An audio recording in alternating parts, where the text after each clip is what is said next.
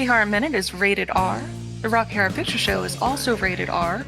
We're going to spend this time discussing the movie in gory detail, and along the road we will talk about some adult content and use some of our favorite swear words. You are an F star cunt. Consider yourselves warned. Welcome to Rocky Horror Minute, the podcast where we discuss the Rocky Horror Picture Show in excruciating detail 1 minute at a time. I'm one of your hosts, Kelly. And I'm your other host, Leandra. And we have a real treat for you today, folks. It is the first minute of dinner scene. Delicious. Yeah, not really, but we can get to that in a minute. This is specifically minute 65 of the movie. Leandra, what happens in minute 65? Honestly, quite a lot. Not really, but some. Yeah, I was about to say. Riff and Magenta wheel a dinner cart into the dining room, pushing behind Dr. Scott, then Brad, then Janet. It parks next to Frank on his right. Riff opens the dinner cart top and reveals a massive bone-in pork roast. A massive bone-in pork roast. Yeah, it's us, because we're a little ham. Anyway, he closes the lid, and Magenta presents Frank with an electric carving knife. He begins slicing pieces of meat off of the roast, and Riff and Magenta both take wine around the table to serve the guests. Magenta serving Columbia and Rocky before returning to her station behind Frank and to his left.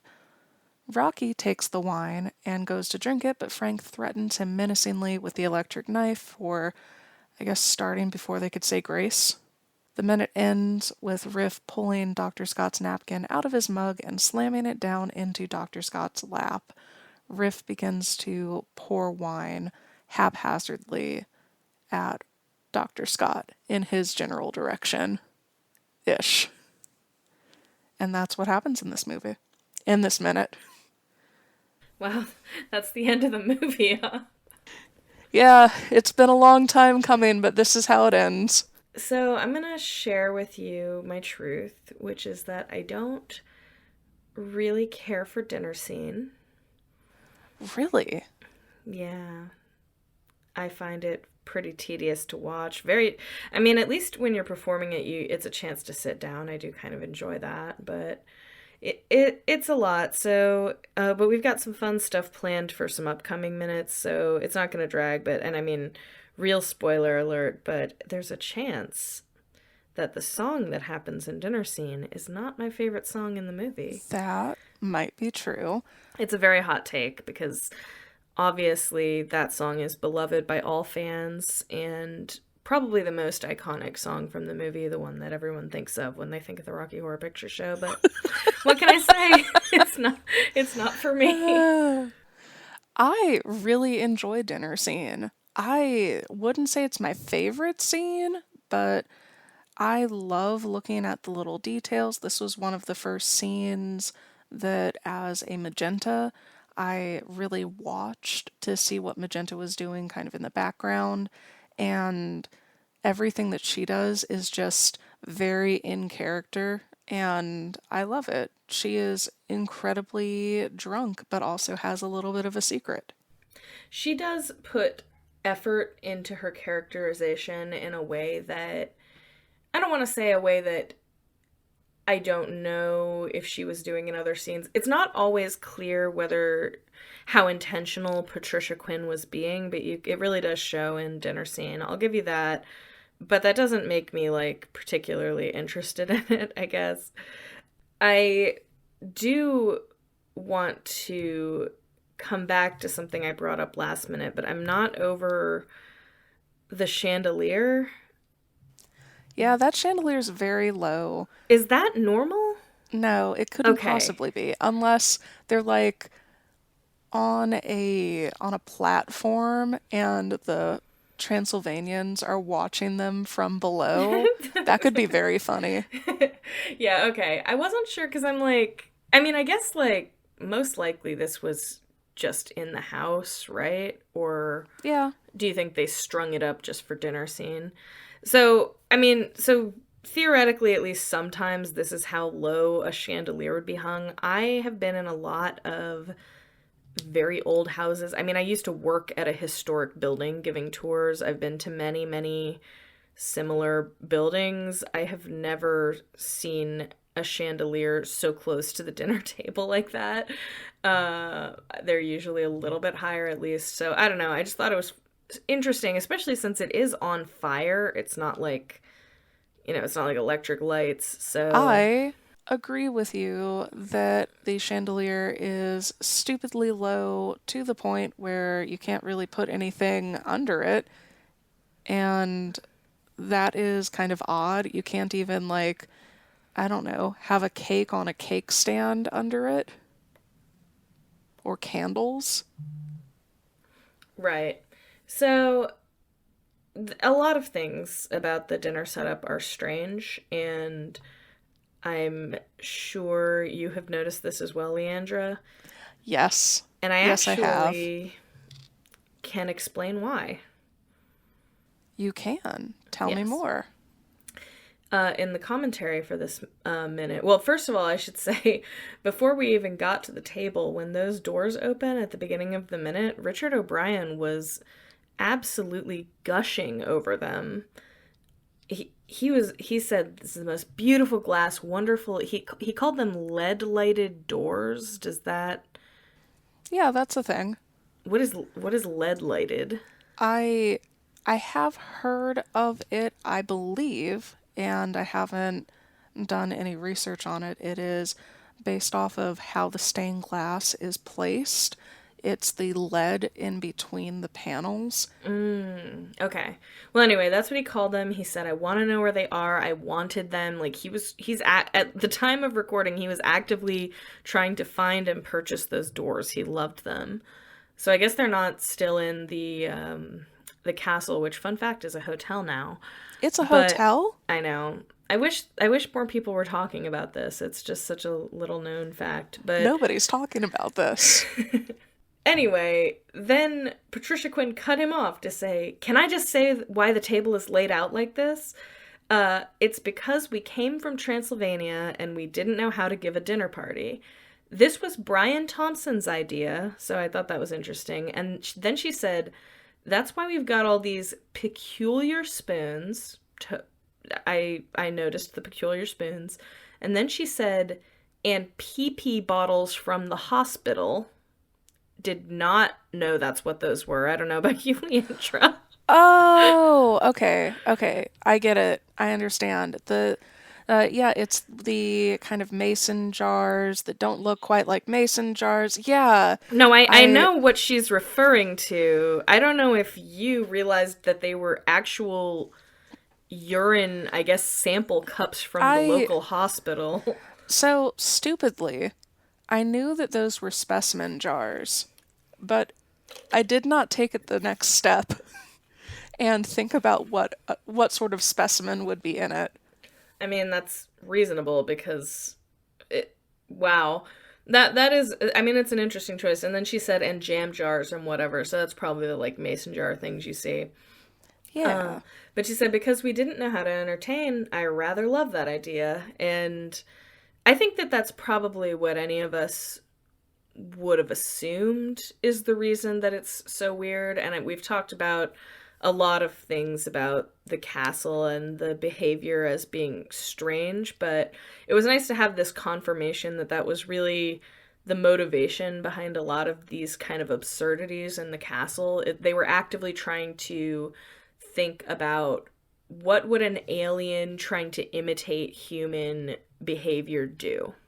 And this actually got taken a step further too, because Richard O'Brien chimed in saying uh, they told him that he would be serving the stuff, and he said, "Well, I don't know how to do it because I'm an alien." So he said, "I'll throw it and I'll dribble it, and I don't give a monkey's what I do."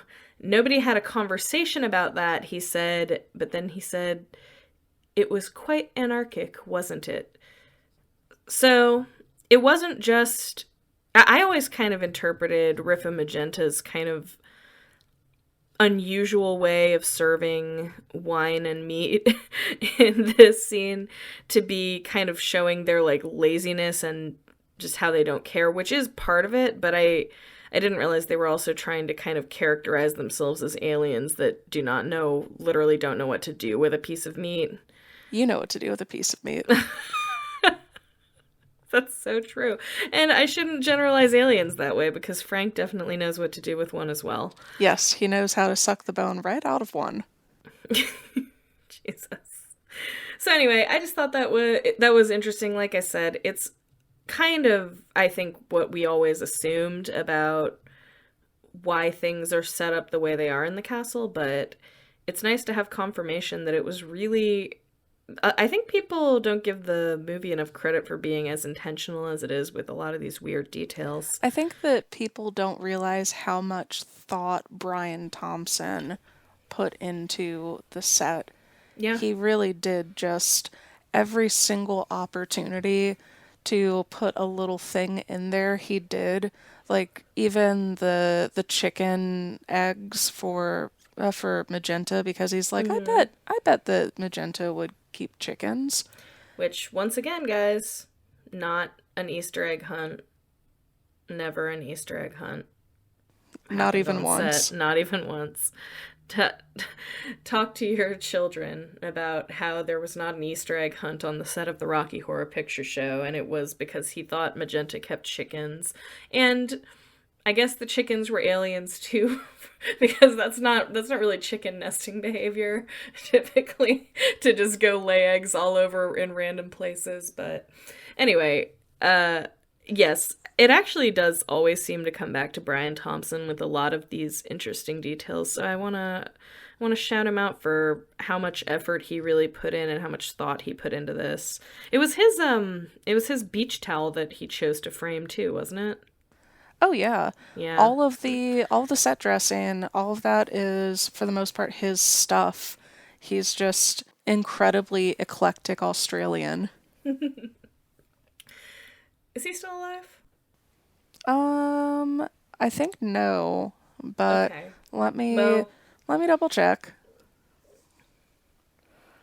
big ups to my man Brian Thompson, who is potentially looking down on us from above, rating us 5 stars on Apple Podcasts. Yes, I'm sure that that was definitely a thing that he would have done. Yeah. So in his memory, I'm s- this is getting He may not be dead. he may How? he may not be. So I guess if he's not dead, preemptively in his memory, leave us a 5 star review on Apple Podcasts. And if he is dead, I'm really sorry for how disrespectful this is gonna sound in a second. I genuinely do have a great appreciation for him. I think he is or was amazing. He is. He is amazing, Brian He Thompson. is Come on our amazing. podcast. We love you, and we're really glad you're not dead. And he was doing production design as late as 2011 Wow. For what? for a filmed production of Carmen. Oh, I love Carmen. My favorite Yeah. opera. Did you know that? I am not surprised. You are gay. You think Carmen's gay? I mean, I guess I'm gay for the character Carmen. Yeah. I also love a mezzo. What can I say? Yeah. It's why you love, love, love, love Susan Sarandon so much more than Jessica Harper. Would you even call Jessica Harper a mezzo? I think she might be lower. No, I was saying that Susan Sarandon's more of a mezzo than Jessica Harper. Jessica Harper, I think, is an alto. Oh, I think Susan's a plain old soprano. You don't think? Maybe a sop too. I don't think she can hit the high, high, high notes. Yeah. Well, this is all great stuff. You know what? I'm gonna ask my dear friend in the music, the specifically like the Broadway music biz, who is a vocal instructor among many other things. So at some point, next Crim Minute, I will reveal what their vocal parts are. Anyway, Good. Leandra, um, I really wish that I knew what was on this table, You but I really broke my do? copy of the Blu-ray and You my did? digital copy, and Oh no. yeah. So, did you happen to take notes? Well, yes, of course. Okay. So, oh my God, there's so much stuff on this table. So I decided to kind of arbitrarily start with what was easiest to see, and I will go for no other reason than I wanted to counterclockwise from there.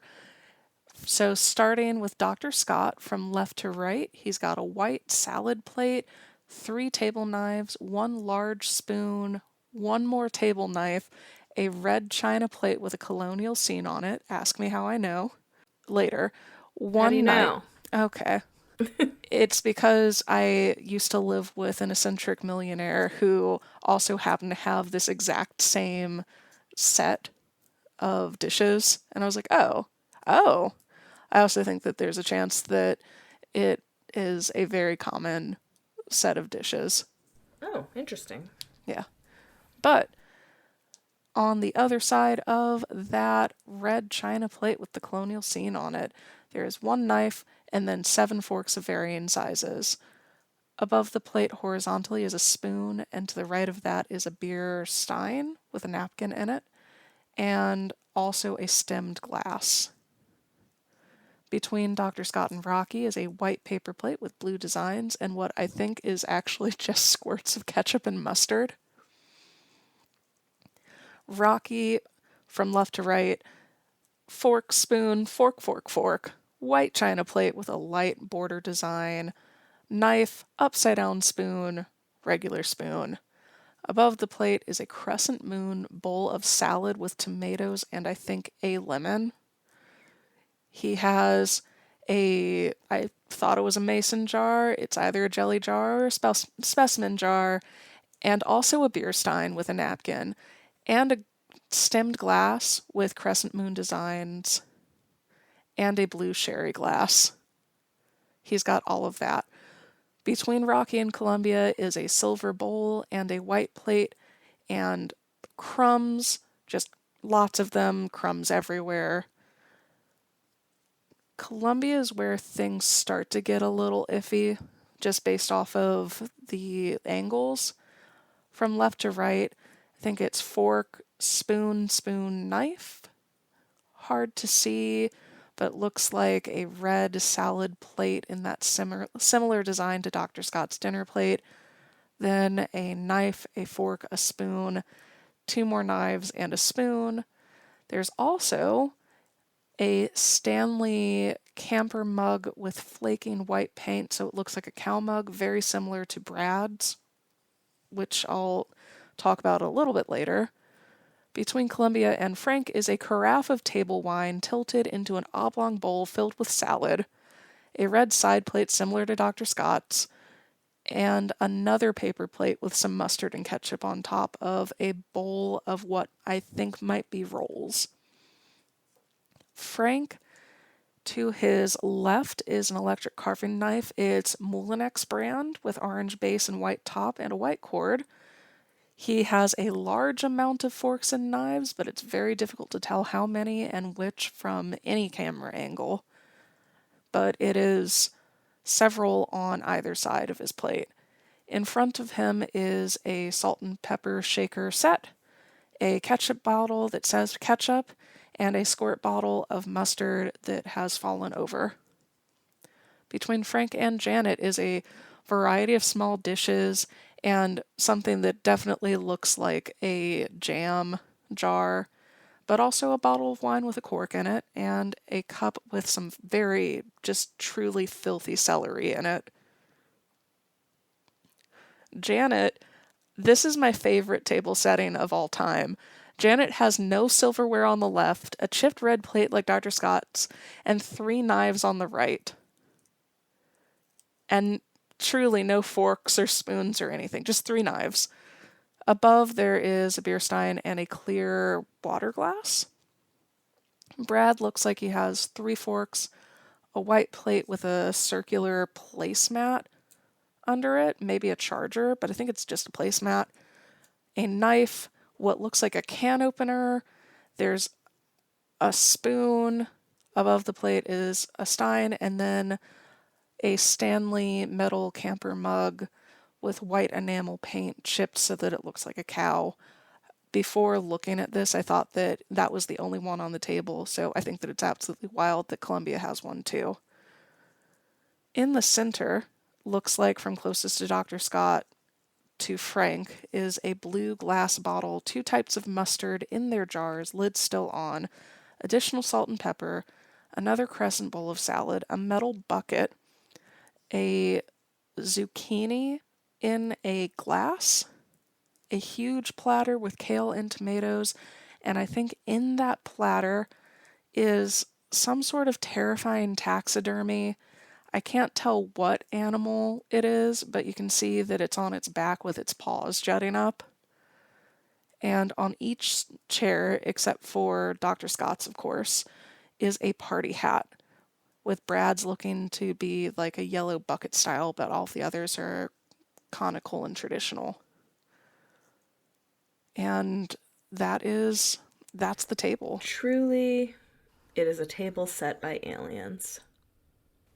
What is that taxidermied thing, though? I It don't know. It's really hard for me to see. So let's just say jackalope. okay, we can call it a jackalope, but Mhm. one day I'm going to see something and go, "Oh, it's that." It I might even mean, be like a badger. I'm not over the creature that is either an otter or a marten that was taxidermied in the hallway. Yeah, the taxidermy in this is just insane. I would really love to find somebody who is like a taxidermy specialist and bring them on just to talk about the different pieces, but That seems doable. that seems like a thing that we would want to listen to, and that might be the only people. I don't agree with that. I think that there is a pretty big Venn diagram of Rocky Horror weirdos and taxidermy weirdos. Sound off in the comments if you want us to find a taxidermy specialist, or if you are a taxidermy specialist, who is not going to be awful to talk to. That And if is you the think you caveat. might be awful to talk to, it's okay. A lot of people are. You don't Yeah. have to force yourself to be a good conversationalist. Just find somebody else. Yes. Now, about the chipped enamel cow mugs, Yes. that's not.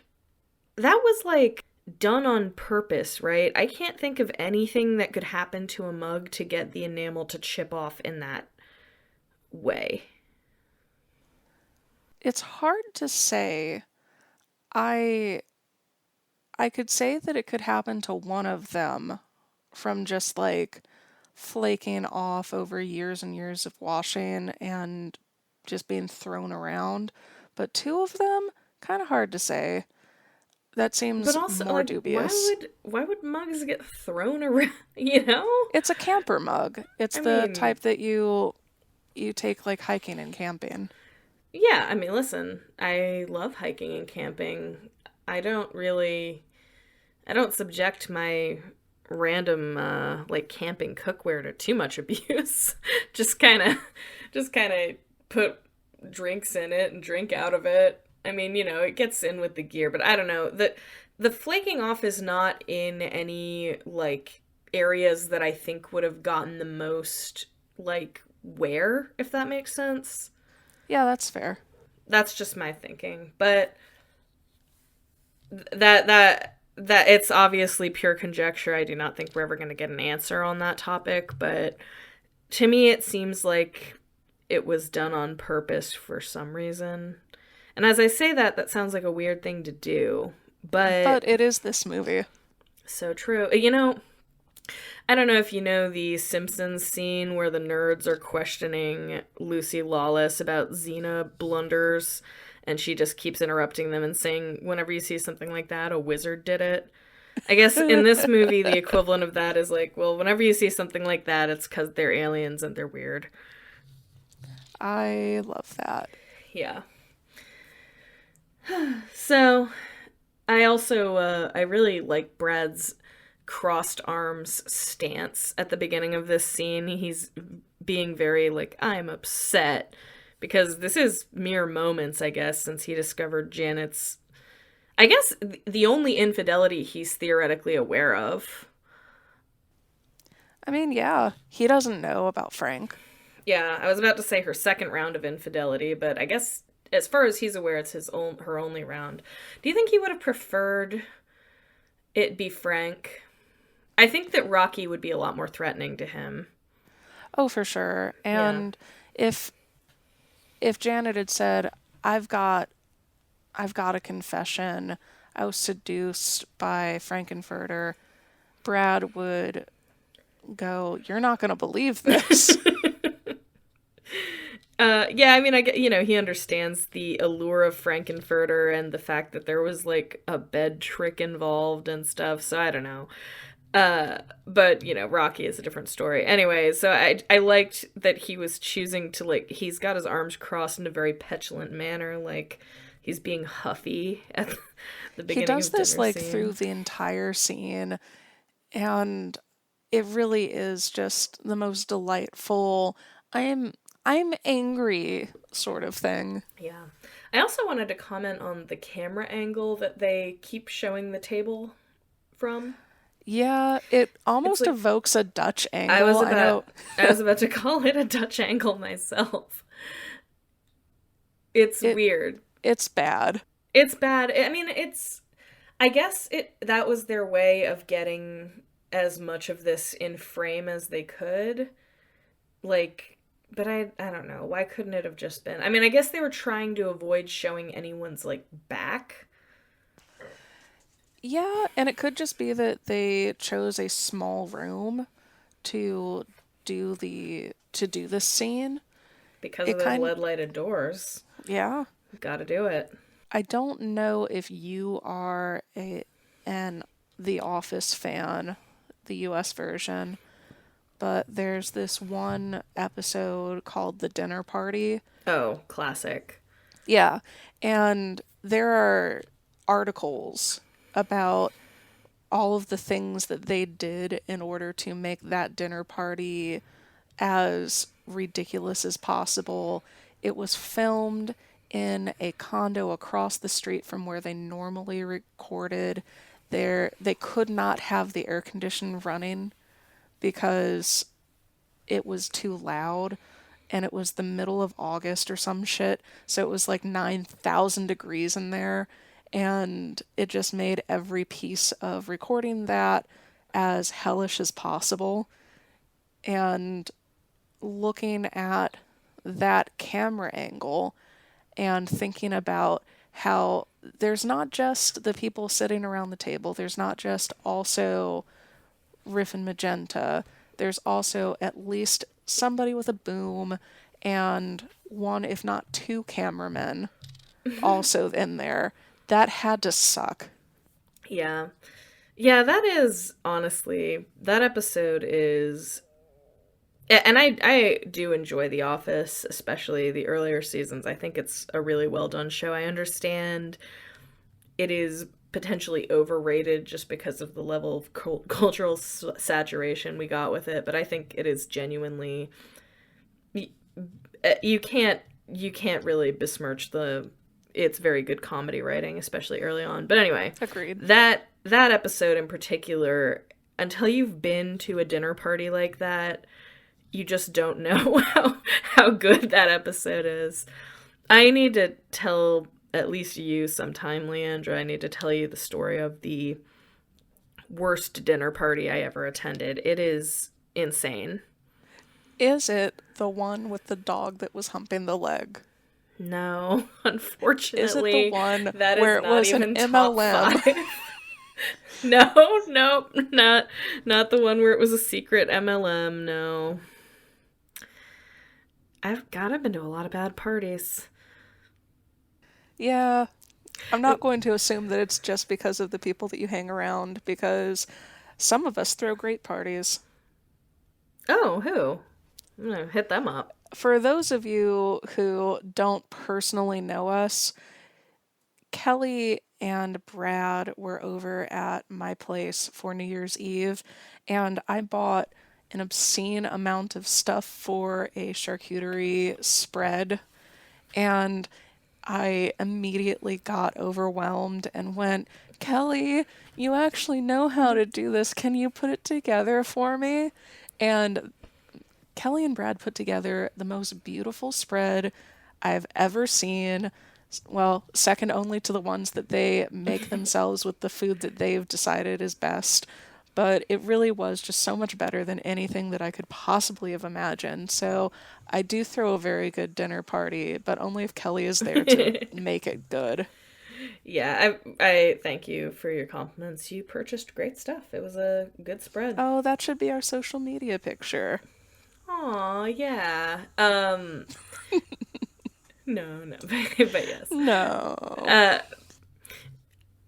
yeah, sometime, I mean, God, I guess if we start to find things slow as dinner party progresses, we can start telling tales of bad dinner parties we've been to. Because I've got at least three that make very entertaining stories. I don't know about you.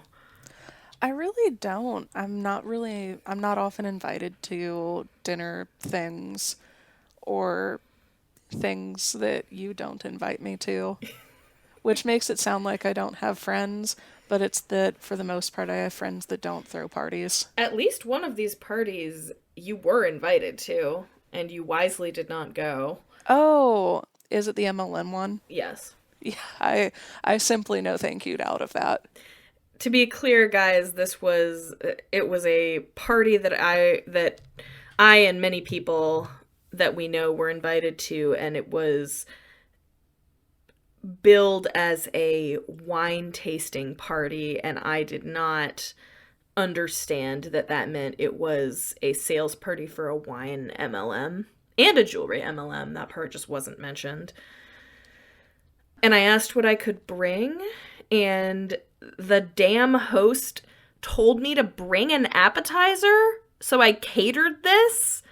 Like, nobody else brought anything because they understood it was a sales party. I cooked a whole dip in a bread bowl and brought it in with like all these hand cut dippers and stuff, and there wasn't even anywhere to put it because the table was set up for sales. So they pulled me up a little sidecar table for just my seat, where I put my dip and my dippers, and I just had a little private dip table next to my seat. And also, because I thought it was a normal party, I showed up like 30 or 40 minutes after the time that it was supposed to begin. So I showed up partway through the sales pitch, and everybody was shading me for being late because nobody told me it was oh, I was so mad. I was really mad. And they kept, ironically, well, I guess you guys won't know why this is ironic, but they kept giving advice that was tantamount to tax fraud, saying that Oh my God. saying that we should, after we sign up for this MLM, we can write off rooms of our house as tax deductions. Any No, you shirt we can't. had that mentioned No. wine, like she was No, wearing you like can't. she was wearing a shirt that said like, whatever, like It's wine. wine o'clock. Yeah, exactly. She was wearing like one of those. She's like, I have lots of shirts like this. I write those off as tax deductions because it's basically my uniform for this. I'm like, that is You not can't how. do that. Nope. You really, really can't. How much of this do you want me to cut? You don't have to cut any of it. Okay, then I shan't. Yeah, this is what you get. This is what you get for making me cater your sales party. It also, the person who invited us, it wasn't even their home. They were doing a thing where, because those sales parties, if you aren't familiar with how pyramid schemes work, they want you to find fresh meat and invite people to these parties so that they can buy things, but more importantly, get sucked into the MLM. And so they often will give you a they'll give you like a discount on product or something if you host a party and invite like 10 of your friends or whatever. It's like a chain letter, you know? But I'm guessing this person didn't want to have it at their home. And so they were, quote, hosting it, but it was at the salesperson's house, which makes it even more transparently a cash grab. Like, what do you mean you're hosting a party at some person I've never met's house? Did you have any other notes about this minute? Just moving So, back. what? Just moving back to this minute. What are your other notes? That's it. The only thing that I wanted to throw out before we go into callbacks is just shout out to the armless, kind of classic style statue wearing a loose tie with a lit red candlestick on its head that is just behind Frank and in no way referenced at all ever. Do you remember when Niall was on and he said, wouldn't it be wild if all of the statues were former victims of being Medusa'd? Oh God. It's been it's been a dog's age since we've had Niall on. I completely forgot he said that. But just think about that. I love that. Yeah, I was noticing all the busts in the background. I love how they're crammed in. Shout out again to Brian Thompson. So glad you're not dead. Yeah. All right. So on to callbacks. Callbacks. There's actually not much, but the really big one probably it got foreshadowed in previous callbacks when they're entering the room with the cart.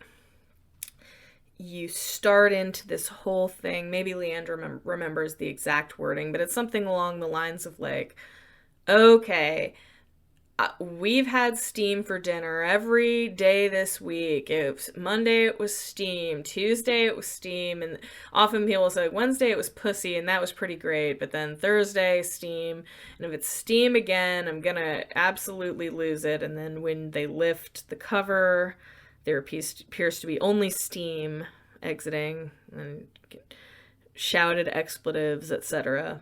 I don't know. It's nice. Yeah, it's The fun. you got it mostly the way that I do it. Not like I don't think that there's a wrong way to do this callback, but I like to go on Monday we had steam, on Tuesday we had steam, on Wednesday we had pussy, and that was great. Thursday we had pussy again, and it was a little bit off. Friday we had steam. I wonder what we're gonna have tonight. Yeah. That's pretty fun, even more fun for me, and I know it's been a while, but when Frank is gonna say like just a little bit of steam, I love the callback where you ask what's for dinner and then he says that. But yeah, one that happens, I hear it every single time. I have yet to ever understand it. Maybe Leandra can educate me. When the thing that is supposedly meatloaf but clearly a turkey or poultry of some kind is slammed down on the table. The callback is Madonna, get your clit off the table. What? You don't get that? No. It's because the joke is that Madonna is incredibly sexually promiscuous Mm-hmm. and she's got a gigantic clit So that's not. because it's just supposed to look like a beefy clit. The people who made this callback don't understand anatomy. Okay, so okay. I've never. I never even understood they were trying to say she's promiscuous because that makes so little sense. I thought they were trying to call her, like, I don't know, mannish or something. No, Okay, just thick clitted. but that's not a. Well, no wonder I didn't understand it. How dare you phrase it like that? That's not what happens when you're sexually promiscuous. It's not even I a know. stereotype I've ever heard. I've never heard even the inceliest man be like, yeah, a woman gets fucked so much that her clit gets large and turkey like. Well, I think that it's also just, yes, it is somewhat a mannish thing that they're saying, But But, Madonna wasn't known for being mannish, even by people who don't like her. right, but she was known for being very sex positive, sex forward, and I guess that because she did some nudes, somebody might have seen her inner sanctum and decided that her clit was large, and I don't know if she I'm did I'm nudes really like trying. that. Yeah. Yeah, I'm really trying to make sense of a truly senseless callback. Let me see if I can see Madonna nudes that are not. No, there's no way because I'm seeing Madonna nudes now, and while there are many, it was a different time, and she is fully bushed, so there is no visible clit. Yeah, then I got nothing. Shout out to Madonna though, rockin' body, probably a really normal clit. Um, but if she wants me to inspect it for her, happy to do that. Uh, Next to classic, when Magenta holds out the turkey carver, it's the Black and Decker Pecker Wrecker. It slices, it dices, it circumcises, it even fucks Janet Wise's. Is there more? Am I forgetting any? Yeah, it even Julienne's Oh, fries, and whoever even the fuck she Julianne's is. fries. Whoever she is, that's right. So yeah, that's a fun one to do.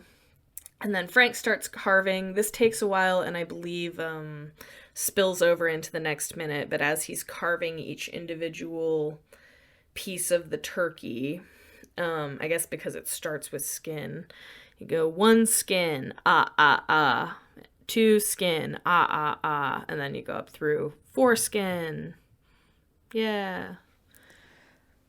Yeah. It's a foreskin joke. Listen, we're all just trying to get through dinner scene. And then when Rocky tries to drink wine and gets aggressively menaced by that turkey carver, something along the lines of like, you're not 21 or you're not old enough to drink yet or something. You're only 7 hours old. That's what I got. Those are it. The only one that I've heard a couple of times, well, there's kind of two, but they're related. So the callback to the callback for one skin, and so on is, I don't get it. Yeah, and then eventually you get it when it's foreskin. Yeah. Yeah. But sometimes they continue with five skin, super gentile, which is like dumb. But Yeah. Probably makes more sense in countries where Gentiles are not also usually circumcised. yeah. But you can also, instead of doing the kind of the count from Sesame Street, you can go, my one skin lies over my two skin. My two skin lies over my three. My three skin lies over my foreskin. I pull back my foreskin to pee. I like that a lot better. I don't know if I've heard that one. It takes a lot of pausing between lines. Yeah.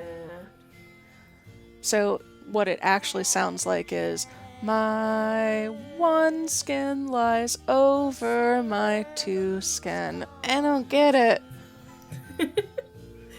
I mean, I like that. Okay, then do that I shall. Yay! But otherwise that's it. Okay, well then, I guess it's time to sign off. You've been a With lovely now, crowd. you don't have to go home, but you can't stay here. You're gonna miss it. You're gonna miss it. So get the fuck out. To the late night double